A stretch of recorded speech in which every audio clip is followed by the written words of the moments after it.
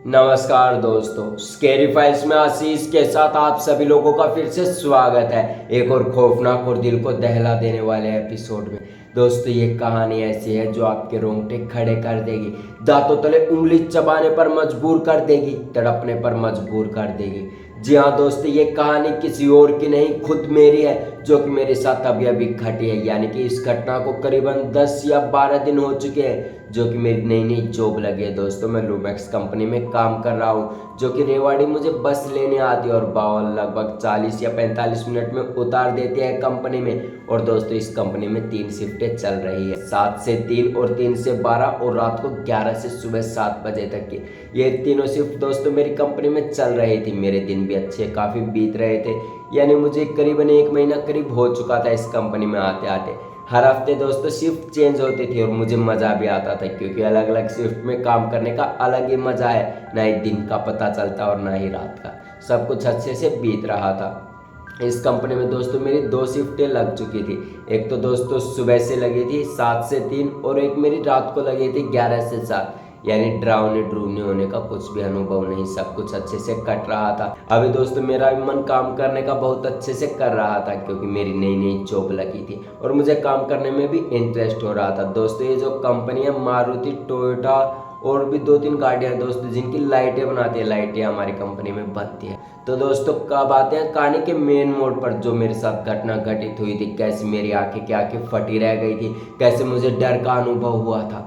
तो आइए दोस्तों, मैं कहानी को अपने मेन डिटेल्स में आ जाता हूँ। तो दोस्तों, मेरी 2 शिफ्टें ख़त्म हो चुकी थी और मेरी शिफ्ट रात की शुरू हो गई थी। करीबन रात के स्टेशन के पास मैं रहता हूँ दोस्तों, वहाँ से करीब मेरा कमरा 300 मीटर दूर है, यानी पास में स्टेशन है। मुझे वहाँ से घर जाने में भी दिक्कत नहीं होती, तो मैं जल्दी घर चला जाता हूँ। लेकिन दोस्तों, मेरी जॉब भी अच्छी चल रही थी। लगभग दोस्तों 3 हफ्ते हुए थे कंपनी में, सॉरी दोस्तों 1 महीना हो चुका था। अब मेरी शिफ्ट थी दोस्तों वो करीबन रात की हो चुकी थी, यानी रात को, सॉरी दोस्तों, दोपहर में 3:30 बजे मुझे बस लेने आती थी यहाँ कंपनी के स्टेशन के पास, और रात के करीबन 12:40 या 12:45 पे मुझे यहाँ उतारती थी। यहाँ पर दोस्तों वैसे तो गाड़ियों की आवाज़ होनी चाहिए, लेकिन यहाँ एकदम सुनसान था, ना ही किसी की आवाज़ ना ही कुछ। और सब कुछ दोस्तों, जो गलियाँ होती हैं उनमें लाइट भी बंद थी, जिनसे डर का अनुभव हो रहा था। मेरे कुछ भी समझ नहीं आ रहा था। तो दोस्तों, मुझे करीबन 3 या 4 दिन मेरे बीत चुके थे नाइट शिफ्ट के, और वो काफ़ी अच्छे चल रहे थे, क्योंकि रात में भी यहाँ पर लोग खड़े रहते थे स्टेशन के पास, और जहाँ से मैं गलियों में आता हूँ वहाँ पर भी काफ़ी लोग नाइट ड्यूटी में जॉब करते थे, यानी रात को घर आते थे दोपहर में जाकर। मुझे अच्छा सा लग रहा था। लेकिन दोस्तों, 5वां दिन भी शुक्रवार का मेरा अच्छा सा बीत गया। लेकिन जब शनिवार का दिन आता है, मैं दोपहर में दोस्तों 3:30 बजे बस लेने आती है स्टेशन के पास, मैं उस बस में चला जाता हूँ और करीबन दोस्तों रात को 12:45 12:50 पे मैं यहाँ पर उतरता हूँ स्टेशन के पास, क्योंकि दोस्तों मेरी जो जॉब है 8 घंटे की 3 शिफ्टों में चलती है, जो मैंने आपको पहले भी बताया था। 7 से 3, 3 से 12 और रात को 11 से 7 ऐसी हमारी शिफ्टें चल रही थी। और दोस्तों, जैसे इस शनिवार को मैं यहाँ पर उतरा, गलियाँ बिल्कुल सुनसान थी, कुछ भी नज़र नहीं आ रहा था। बिल्कुल सीधी गली मेरे घर की जाती है दोस्तों, जहाँ पर मैं रह रहा हूँ, और वहाँ से 2-3 कट लेने पड़ते हैं, छोटे छोटे जो मोड़ होते हैं वहीं पर मुझे मुड़ना होता है, और मेरा कमरा आ जाता है और मैं वहीं पर रहता हूँ। लेकिन दोस्तों, शनिवार के दिन पता नहीं मेरे साथ ऐसा क्या हुआ कि मुझे कुछ भी महसूस नहीं हुआ। जैसे ही मैं बैग साथ लेकर चलता हूँ दोस्तों, उसमें हनुमान चालीसा की बुक है और एक डायरी, सॉरी दोस्तों, सुंदरकांड की बुक है और एक डायरी मेरे बैग में रहती है, जिससे मुझे डर का कभी अनुभव ही नहीं होता। लेकिन शनिवार के दिन कुछ ऐसा हुआ कि जिसका मैं अंदाज़ा आप लोगों को बता ही नहीं सकता। जैसे इस यहाँ पर स्टेशन के पास बस से उतरता हूँ, और दोस्तों बस में मैं और अंकल जो बस को चला रहे थे, हम 2 ही थे। अंकल आगे चले जाते और मैं उतर कर थोड़ा सा ही आगे चला था, तभी मुझे पीछे से किसी ने मेरे खोए पे हाथ रखा। मुझे लगा कोई होगा, ऐसे ही कोई पता पूछ रहा होगा। लेकिन जब मैंने पीछे मुड़कर देखा तो कुछ भी नहीं था। मुझे थोड़ा सा डर का अनुभव हुआ, लेकिन दोस्तों फिर भी मैंने इग्नोर किया, ऐसे ही कि छोटे मोटे होता ही रहता है, वैसे बहम हुआ होगा, ऐसे ही कुछ हरकत। वैसे मेरे कानों में भी लीड थी दोस्तों बस से उतरते ही, मैंने इग्नोर किया। लेकिन जैसे ही 10 कदम और चला, फिर से मेरे कंधे पर किसी ने हाथ रखा। अब की बार मैंने हाथ को ऐसे दाब लिया। मैंने पीछे मुड़कर देखा, वहाँ पर एक अंकल थे। फिर अंकल ने पूछा कि बेटा मुझे यहाँ जाना है, मैं कैसे जाऊँ। वो दोस्तों यहाँ पर एक चौक है अम्बेडकर चौक का रास्ता पूछ रहे थे। मैंने कहा अंकल यहाँ से सीधे चले जाइए, 2.5 किलोमीटर ही दूर है और अब रात बहुत हो चुकी है, कोई ऑटो भी नहीं मिलेगी। तो अंकल कहता है ठीक है बेटा मैं चला जाता हूँ।